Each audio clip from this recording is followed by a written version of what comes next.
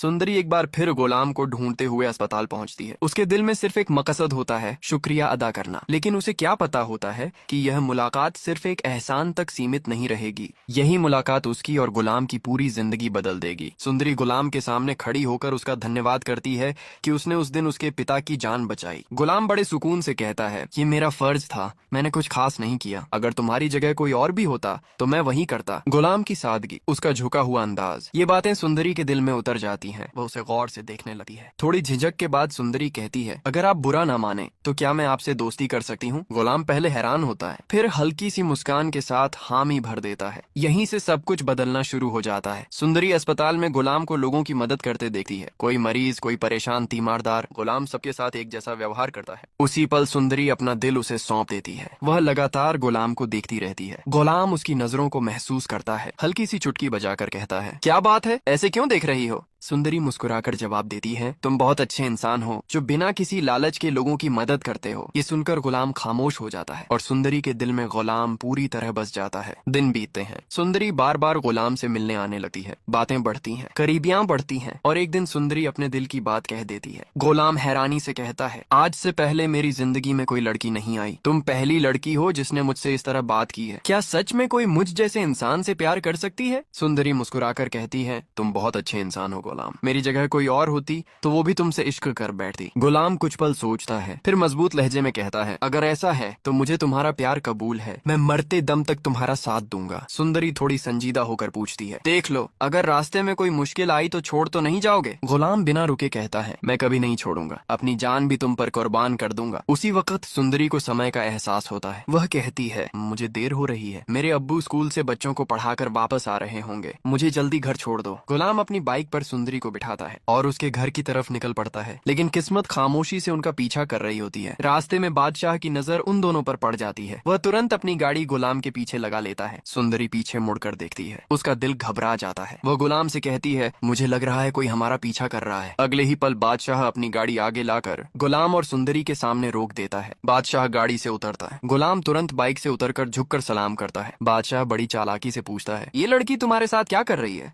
गुलाम पूरे भरोसे से कहता है, ये मेरी पसंद है, मैं इससे प्यार करता हूँ और ये मुझसे प्यार करती है। आप ही तो कहते थे कि मेरी जिंदगी में कोई लड़की नहीं, अब आ गई है। ये सुनते ही बादशाह के चेहरे का रंग उड़ जाता है। तभी सुंदरी डरती हुई कहती है, ये वही बदमाश है जिसने मेरा रास्ता रोका था, मुझे कब करने की कोशिश की थी। सुंदरी कांपते हुए गुलाम के पीछे छिप जाती है। बादशाह गुस्से से चिल्लाता है, गुलाम, तुमने मुझसे गद्दारी की है। ये लड़की मेरी पसंद थी, तुम मेरे दोस्त थे, लेकिन आज समझ आया कि तुम दोस्त नहीं, मुनाफिक हो। उसके शब्द हवा में झर बनकर फैल जाते हैं। बादशाह अपने आदमियों को हुक्म देता है, इन दोनों को उठा लो। और उसी लम्हे प्यार फिर से ताकत के सामने बेबस हो जाता है। बादशाह अब गुलाम और सुंदरी के साथ क्या करेगा? क्या अपने दोस्त गुलाम को मुआफ करेगा या नहीं, या फिर उसे भी सजा देगा? आप अपनी राय कमेंट सेक्शन में देना पर भूलिएगा। वीडियो कैसी लगी कमेंट में जरूर बताइएगा।